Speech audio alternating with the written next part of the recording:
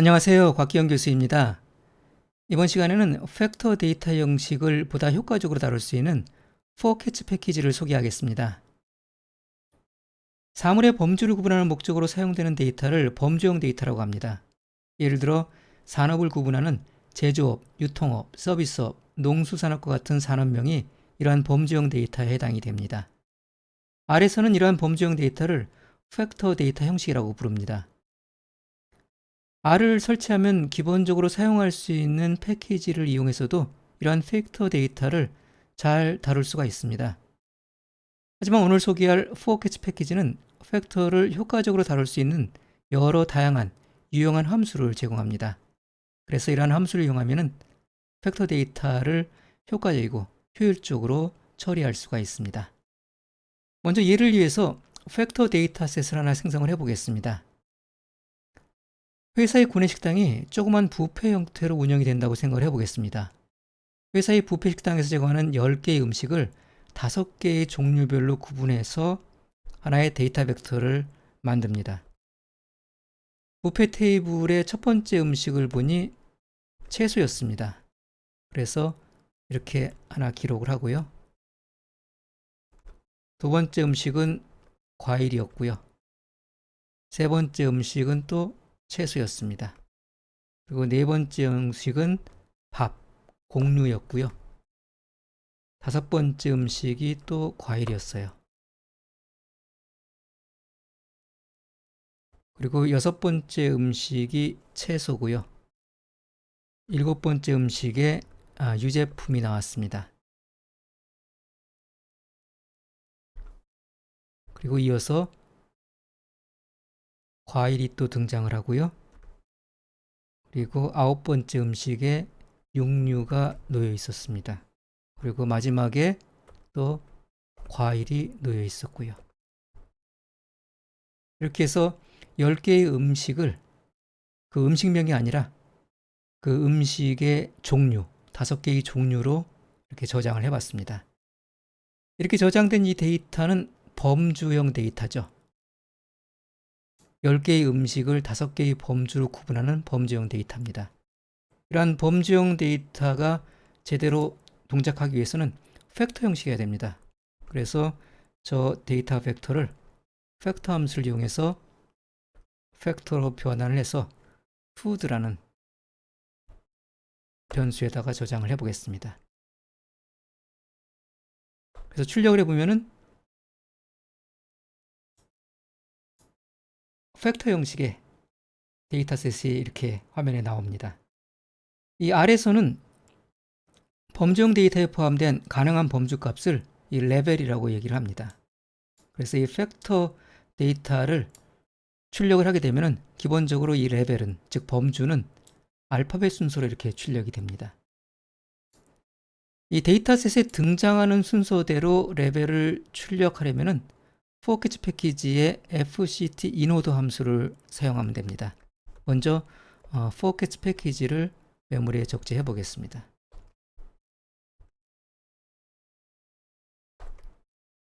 fct 인오더 함수에 팩터 데이터를 지정을 해서 출력해 보면은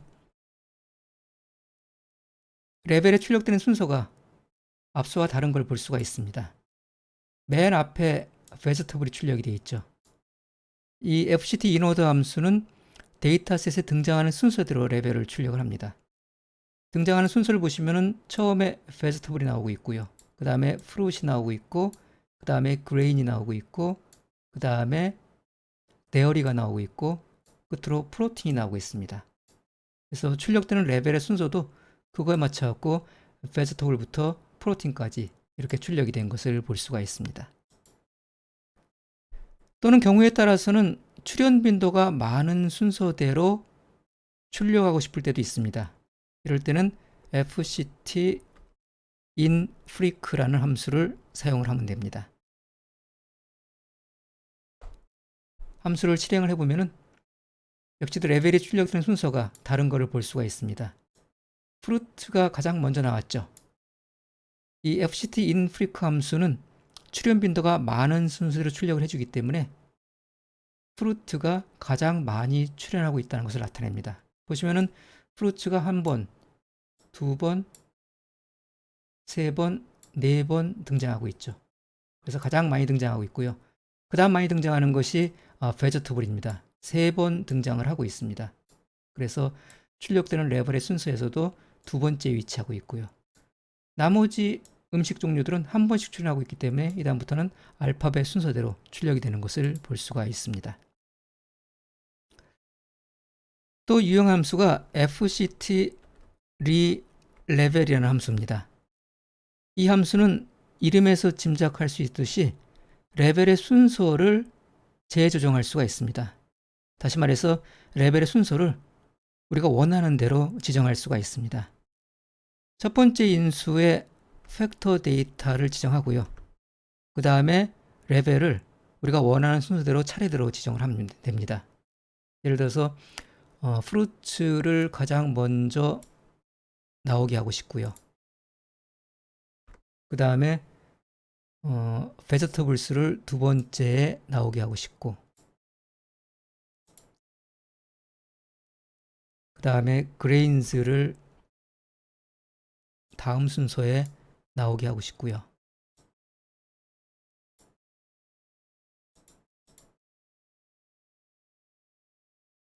그리고 이어서 프로틴스를 출력을 하고 싶고, 끝으로 데어리를 출력을 해 보겠습니다.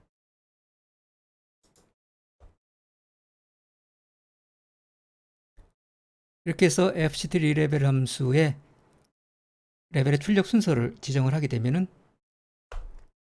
이와 같이 fct reLevel 함수에 지정된 순서대로 레벨이 출력되는 걸 볼 수가 있습니다. 이 fct reLevel 함수는 이보다 좀 더 다양한 형식으로 레벨의 순서를 수정할 수가 있습니다. 여기 인수로 지정하지 않은 레벨은 원래의 순서를 그대로 유지를 합니다. 예를 들어서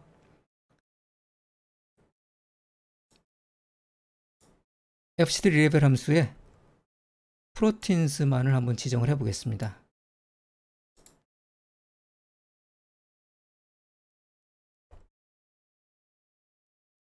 그럼 보시는 것처럼 프로틴스만 맨 앞으로 이동을 하고 나머지는 원래의 레벨의 순서를 그대로 유지하고 있는 걸 볼 수가 있습니다. 원래의 레벨의 순서는 이거죠. 데어리, 프루츠, 그레인스, 프로틴스, 베지터블스인데 여기에서 프로틴스만 앞으로 이동을 하고 나머지 4개의 음식 종류는 그 순서 그대로 유지가 되면서 출력이 된 것을 볼 수가 있습니다. 여기에다가 한 거 더 지정을 해볼까요? 프로틴스 다음에 데어리를 한번 지정해 보겠습니다. 그러면은 프로틴스와 데어리 레벨은 앞으로 이동을 하고 역시 나머지 레벨들은 그대로 순서를 유지해서 출력이 되는 것을 볼 수가 있습니다. 레벨을 특정 위치로 이동시키고 싶을 때도 있죠. 이럴 때는 after라는 인수를 사용하면 됩니다. 예를 들면 프로틴스를 세 번째 위치에 하고 싶다. 그러면 after라는 인수 다음에 2를 지정하게 되면은 이 프로틴스 레벨은 두 번째 위치의 뒤, 즉 세 번째 위치로 출력이 됩니다. 프로틴즈가 보시는 것처럼 세 번째 나온 걸 볼 수가 있고요. 만약에 특정 레벨을 마지막 위치로 이동을 시키려 그러면은 저 after 인수 다음에 무한대를 뜻하는 INF를 지정하면 됩니다. 이렇게 지정을 하게 되면은 저 프로틴즈 레벨은 맨 뒤로 이렇게 이동을 하는 것을 볼 수가 있습니다.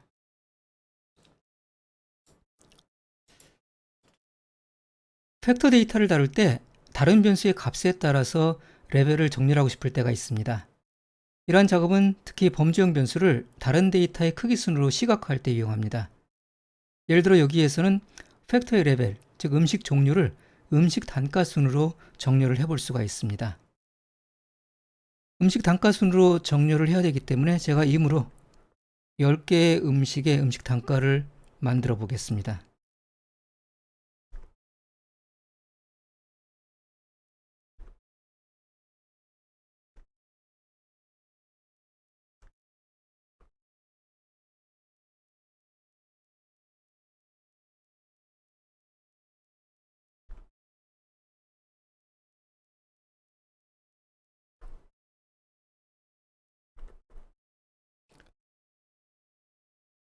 이렇게 음식 단가를 만들고 이 음식 단가의 크기 순으로 음식 종류 그리고 레벨을 정렬을 해 보겠습니다. 원래 음식 종류는 이런 식으로 정렬이 되어 있죠. 알파벳 순으로 dairy, fruits, grains, proteins, vegetables 이렇게 정리가 되어 있습니다. 이 순서를 음식 단가의 크기 순으로 바꿔보겠다는 겁니다. 이렇게 다른 변수의 값에 따라서 레벨을 정렬하고 싶을 때는 fct reorder 함수를 사용하면 됩니다.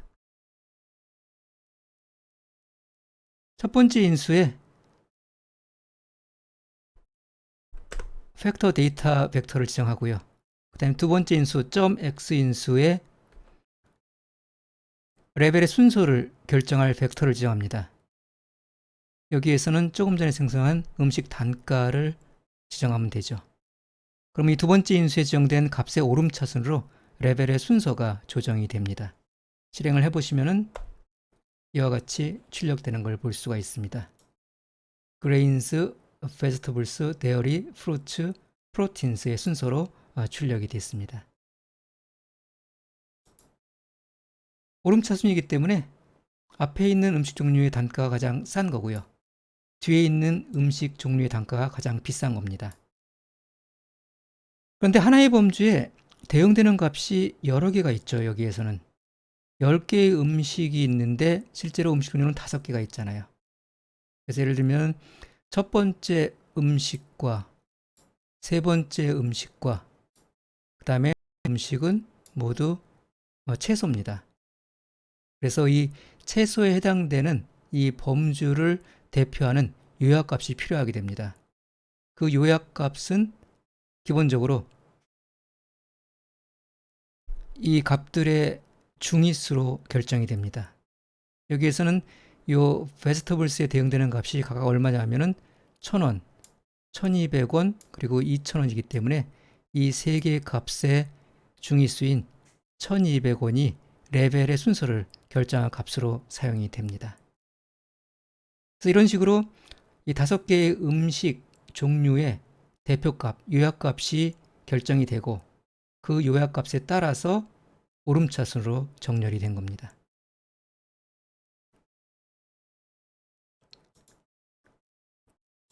이 fct reorder 함수를 사용을 할 때 추가로 fun 인수를 지정을 하게 되면은 중위수가 아니라 다른 함수를 사용할 수도 있습니다.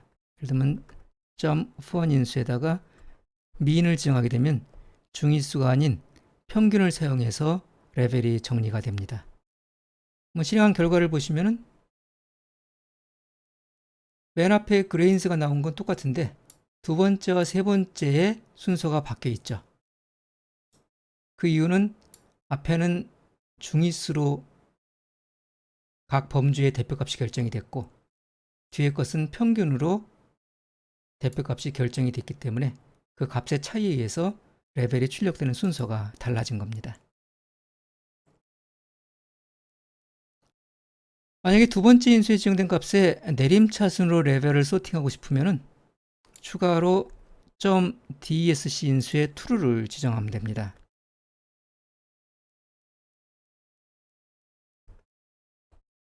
그럼 아까와 반대로 음식 단가가 비싼 음식 종류부터 출력이 되는 것을 볼 수가 있습니다. 끝으로 팩터의 레벨명을 변경하는 함수를 살펴보겠습니다. fct record 함수를 이용하면 팩터의 레벨명을 다른 이름으로 변경을 할 수가 있습니다. 첫 번째 인수에 팩터 데이터를 지정하고 두 번째 이유 인수에 바꿀 레벨명과 기존의 레벨명을 이퀄 연산자를 이용해서 차례대로 지정을 합니다. 예를 들어 여기에서는 이 dairy 레벨과 proteins 레벨을 fetch란 이름으로 바꿔보겠습니다. 그러면은 바꿀 이름을 앞에 적어주고요. 그 다음에 기존의 레벨 이름을 적어줍니다. proteins와 dairy를 모두 fetch로 바꿀 거기 때문에 dairy에 대해서도 똑같이 지정을 해줍니다. 그래서 실행을 해보시면은 기존에 5개였던 레벨이 4개로 바뀐 것을 볼 수가 있습니다. fetch가 기존에 있었던 프로틴스와 데어리를 대체를 했습니다. 이런 식으로 기존의 레벨명을 fct record 함수를 이용해서 바꿀 수가 있습니다. 이번 시간에는 팩터 데이터 형식을 보다 효과적이고 효율적으로 다룰 때 사용할 수 있는 forCatch 패키지에 대해서 살펴봤습니다. 다음 시간에 또 뵙도록 하겠습니다.